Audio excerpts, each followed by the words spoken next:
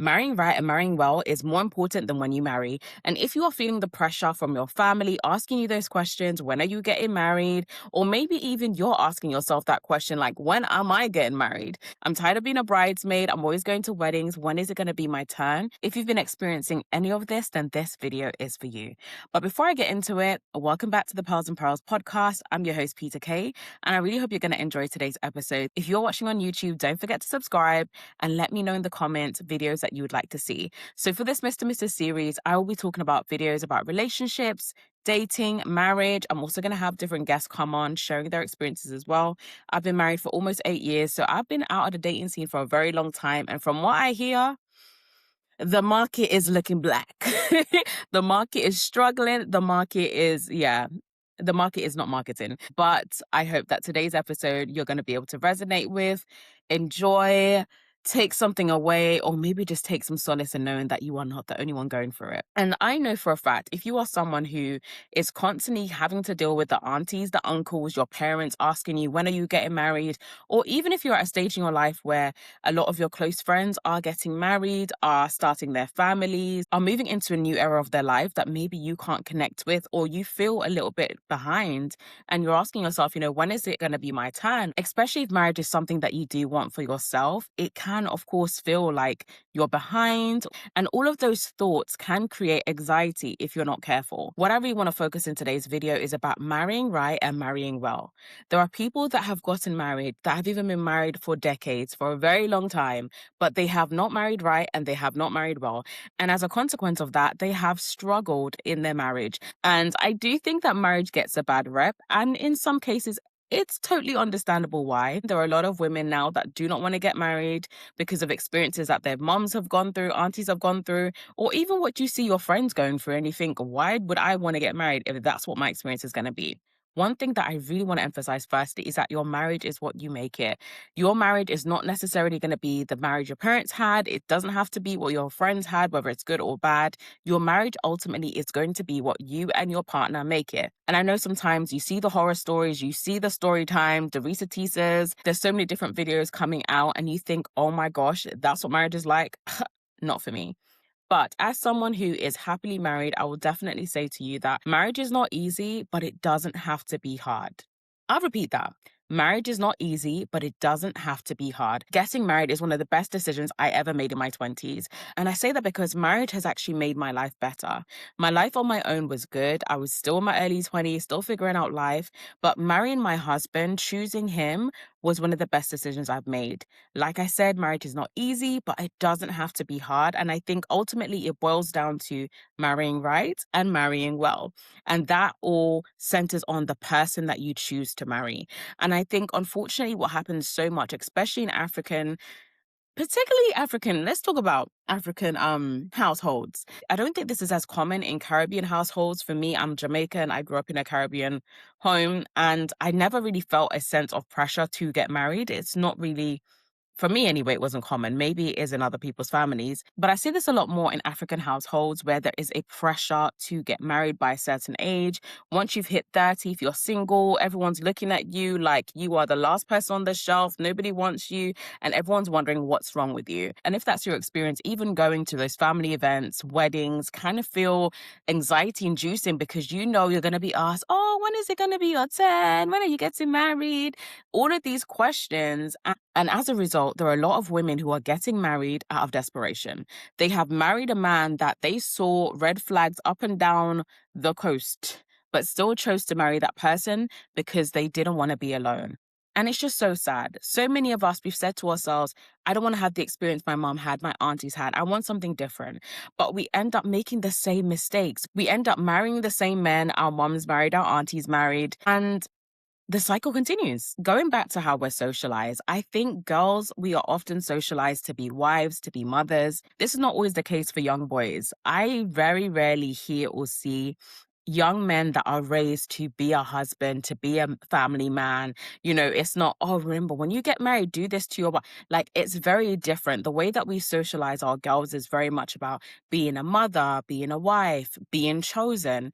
And I think the problem is that it's a very unbalanced way of raising your children, in such a way that we have a society where there are so many men that do not want to commit, they don't want to get married, or they simply think that being a good husband just means providing. And even the providing, some of these men ain't even providing. So the problem is we have a very unbalanced way of raising our children. We're socializing girls to be wives, to be mothers, and we're not doing the same for our sons. And we're wondering why we have a generation of men that do not want to be responsible. You've got men that have got babies all over the country, globally, internationally, that they're not looking after. I think sometimes the expectations that we hold for men is so low. The bar is low. Even in some cultures and communities, it's very much accepted that men cheat. That's just what they do. It's in their nature. And as a result, women constantly accept being with men who constantly cheat on them. If you've watched The Polygamist, the series on Netflix, then you'll know what I'm talking about. There are many Jonasses running around the place, having babies all over, a family here, a family in a different city. And sometimes you think, oh, the woman, poor thing, she just doesn't know. But there are women who know that their men are going out and cheating and they're choosing to stay. Either one, because at least they have someone. Two, the man is providing, or they just think that that's the best they can do. All men do that. Everyone's going through that, and they just accept it. So we're taught to be wives, we're taught to be mothers, but we are not taught how to choose. And as a result, there are so many women that do not know how to choose good men. And we just keep dating the same men, being with a different man, just a different face, or sometimes they all look the same because you have a specific physical type. If you are a parent and you have girls, teach your girls how to choose a good man and what that looks like. I think sometimes when it does come to making decisions about relationships, we teach our children about picking someone that, is doing well financially, forgetting all the other things. You're not just going to marry that man's bank account or his career. You're going to marry his character. You're going to marry his personality. You're going to marry his childhood trauma. You're going to marry, in part, his family and that family dynamic. But like I said, we don't teach our girls how to choose. And we wonder why there are women stuck in relationships that they should have never been with that person simply because they didn't know any better, or they just felt like, at least I'm with someone. And whenever I hear people saying things like this, it just blows my mind, because for me, I would much rather be happy and healthy on my own than to be in a marriage or a relationship that is constantly stressing me out, that I can't sleep at night. I'm having to worry about who he's with, who he's talking to, if he's really where he says he is. Like, I'm not going to let nobody stress me out. Life is stressful as it is. We have to deal with all these things, working, paying bills, all the things, adulting, just trying to even look after yourself. It's hard as it is, let alone to be having to micromanage a man. Like, that's not for me. Let's segue into what marrying right actually looks like. For me, marrying right means marrying someone that you are compatible with, somebody that you are aligned with on your core values. It doesn't mean you're the same person, you have the same views on everything, but your core values are aligned. So, for example, if your faith is something that's very important to you, you are a Christian, and that is the center of your life, that's how you make your decisions, that essentially guides who you are and how you navigate your life. I would not recommend marrying someone who is an atheist, who their views are completely different. Unpopular opinion. This is my opinion. Let me know your thoughts in the comments. But the problem is people ignore the core things, right? You think, oh, it's going to change, or you kind of feel like, oh, it's okay. We don't need to talk about that. But if your faith is something that's truly important to you, it's at the heart of your life and who you are, how do you think it's going to work? You being with someone that's the complete opposite. They don't believe in what you believe in. And there's a difference with being with someone who respects your faith versus somebody who has your faith. It's not the same thing. You need to be aligned. And at some point in the relationship, whether it's going to be how you're going to rear your children, you're going to be like, yeah, I want to rear them with Christian values. And the other person's like, no, I want them to believe in the universe. I don't believe in God. It just doesn't align. It doesn't work. So that's why I think it's really important to be with someone that you are compatible with, not only in your core values, but even culturally compatible. You don't necessarily need to be in the same race or from the same country. There are many examples of interracial marriages that work very well. But again, you need to be aligned, you need to be compatible. And the problem is, dating has become a game. A lot of people, they're not taking it seriously. It's just something to do for fun. But if you are someone that you're dating with intention and all your intention is you want a long term partner, you want to get married, the way in which you date has to be different. Like, you can't be dating like everyone else. You're not going to get the result that you want. And equally, you can't be dating someone who their intentions is not the same as yours. For me, the whole purpose of dating is getting to know that person. It doesn't mean that's going to be your forever person or it has to work. I know sometimes you may, especially if you've been dating a lot of people and it's not worked out, you just want the next one to work. But don't allow desperation, frustration, timelines to cause you to stay in a relationship that you know deep down ain't gonna work. Because one thing I've come to realize is a lot of marriages that end in divorce, they were divorced before they even started. Somebody saw the red flags, but they ignored it. They thought, we get married, it will change. We'll figure it out. A lot of the times we approach our life in this way, I'll figure it out. And I think when it comes to marriage, if you see core things that are not aligned, that are causing you concerns, talk about those things. Try to iron those things out before you even commit. Maybe you're already engaged, you set the date for the wedding. It is better for you to call off that wedding than to get married and then to later go through all the stress and hassle of being in a bad marriage and then probably to later get divorced. Although for some people, they'll never divorce. They will stay in a marriage that is killing them because the idea of getting divorced is just not something they're willing to do. But I say take that same belief into marrying right. Marry someone who you're actually compatible with. And that may take a bit more time. That might mean you're not going to get married by that timeline age, or it's not going to happen in the time frame you'd like it to happen. But it's better for you to marry right and marry well than for you to just get married and then to be suffering. There are so many women that are married, but they're single married moms. They are doing the brunt of everything, the household chores, looking after the children, still going out to work, or they're not emotionally supported by their partner and they're pretty much alone. If we want to break these cycles that we've seen in our mums' lives and our aunties and people we know, we've got to do something different. That comes with setting a standard that you're not willing to compromise on.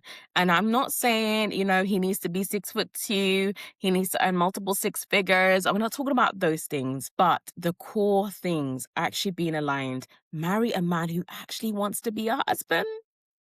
This is one that many people ignore. Like, it sounds like common sense, right? Marry a man who actually wants to be married. And you know that not just from what the person's saying with their words, but from their actions. You can't ultimatum your way into a healthy marriage. The man needs to want it for himself. So just setting yourself an ultimatum, maybe you've been in a relationship for a certain number of years, the ring hasn't come yet, and you're like, when are we going to get married? He has 6 months left, or in your mind, you've set this clock or this time that he has until you get married. You can't ultimatum your way into making that man want to be a husband. And yes, maybe you're going to get the ring, he's going to propose, you'll get married. But if that man does not want to be a husband, you are going to be a single married mom or a single married woman. On the outside, on paper, it's going to look like you've made it, you've got the ring, but you're going to be alone. The way that you navigate dating, getting to know someone, it can't be the same as everyone else. If you are a woman that does want to get married, you want to have a healthy and happy marriage, they still exist. I'm here to tell you, they're not unicorns. They do exist. It can happen. But the way you navigate the dating scene has to be different. I say all of what I've said so far to say this. Girl, don't be desperate. Any decision made out of desperation is destined for disaster. Any decision made out of desperation is destined for disaster. And if that is how you navigate dating and committing to a relationship, it's probably not going to work out. Don't allow the desperation, the age, the biological clock to cause you to settle in a relationship that deep down in your gut, it's not right for me. Don't fall into the idea of, the dating market's bad. I know, I've heard there's something in it. It's polluted. It's not great. But all you need is just that one. You just need one person that you're compatible to, that has similar values to you, that actually wants to get married, that you are aligned, that is willing to build life with you. You just need that one person. So even if there's a million and they ain't looking right, you just need the one. This is also why I say that love and marriage, it requires faith. Like you need to believe that it's possible. Because if you don't believe it's possible to have a healthy, loving relationship with a faithful partner, then you are going to accept all of the opposite because simply you don't believe it exists. You've also got to examine, what do I actually believe about love? What do I believe about love when it pertains to me? Because it's one thing to believe that something exists, but what do you believe for yourself? And as a woman, one of the most important decisions you're ever going to make is the man you choose to marry, the man you choose to have your children with, and the man you choose to align your life with. That can really make or break you. There are so many women that are destined for greatness, that are ambitious, that are smart, talented, full of life, full of vigor. And then they partner with men that just completely suck the life out of them. Who you marry is a make or break decision. It's really a make or break decision. So it's important that you don't take that lightly. It's important that you don't just center that on your parents' expectations, your culture's expectations, what everyone is doing. It's too much of a influential decision into how your life is going to pan out to just do it based on vibes, to just do it based on how you're feeling right now in this season. And I'm not saying that means it's easy, that dealing with feelings of loneliness, the comparisons, the worries and anxieties, I know it's hard, but it's harder for you to be in a bad marriage and to think, maybe I should have waited. Having to deal with that regret, having to potentially even think about divorce or how you're going to be able to reconcile this marriage, couples counseling, trying to figure it out, dragging someone along that doesn't want to be in the marriage, like having to deal with all of those things, it's so much more difficult than dealing with being alone, than going to a wedding and not having a plus one. Smaller problems in the grand scheme of things. And as I wrap up this episode, one thing I want to emphasize is this. If marriage is important to you and it's more than a piece of paper, align yourself with someone who believes the same. If marriage is important to you and the person you're dating, it doesn't matter to them, that is already something you need to reconsider because you decide to get married and they don't. It's such a big life change. And as much as people may say it's just a piece of paper, it's not. Marriage is a partnership. It is a commitment. It's an institution. If you want to remove the romantic aspect of it, it's an institution. It is a binding legal contract, right? Something that should not be entered into lightly. And if you're with someone that doesn't believe in the value of marriage, what are you even doing? What are we doing here? Think about it. There are still happy marriages out there. Not all marriages are bad. Not everyone is struggling in their marriage. Not everyone is suffering. There are wives who are happy. There are wives who are thriving. And one thing I will say when I think about my friends that are in beautiful marriages, loving marriages, you can see the glow. It just hits different. When a woman is with a man who is loving, faithful, believes in her, encourages her, she flourishes. You can see the difference when someone has married well versus when they've just married. You can see a clear distinction. And the person doesn't even need to say it. You can just see the way they navigate life, the way they move. It doesn't mean their life is perfect, but there's just a glow. When a woman is really being loved on, there's a glow. And when it's the opposite, you can see it. Like the person doesn't even need to tell you. You can just see the heaviness. You can just see, oh, are you okay? Like you might not say it, but you're thinking it, right? So ladies, don't be desperate. Don't be desperate. Don't try to trick a man, ultimatum your way into, like, you don't need to be doing all of these jigs. If you're trying to do all these jigsaws and tricks and playing games and all of the, it's too much. Don't do it. Don't do it. Take my unsolicited advice or don't. Take what you want. Take what applies to you. Ignore what doesn't. As I conclude this episode, I want to know how you found today's episode. If you're watching on YouTube, leave a comment below. Make sure you're subscribed to my channel and let me know what topics do you want me to cover in the Mr. Mrs. series. I want to do more videos and episodes like this where I talk about relationships, where I also sit down with women and men also to get a man's perspective. A lot of the times I speak from a woman's perspective because I am a woman, but it would also be nice to get a man's perspective on some of the topics that I'm talking about. So let me know, what do you want to see? What do you want me to talk about in my next video? I'll be celebrating 8 years of marriage very soon, and the time has flown by. I cannot believe it's almost been 8 years. Crazy. But there's so many things I've learned along the way, and I'm really, really grateful. When I look back, considering the fact that I got married at 23 years old, which is insane, I'm so grateful for the life me and my husband have built together. And I can definitely say marrying him is one of the best decisions I've ever made in my life. Nothing else, because I'm not, we're not going to get too cutesy on here. If you're watching on YouTube, don't forget to like this video, subscribe to my channel for more videos on personal finance, relationships, and adulting. If you are listening on a podcast platform, don't forget to subscribe and let me know your thoughts on today's episode. Have a great rest of your week, and I'll see you in the next episode.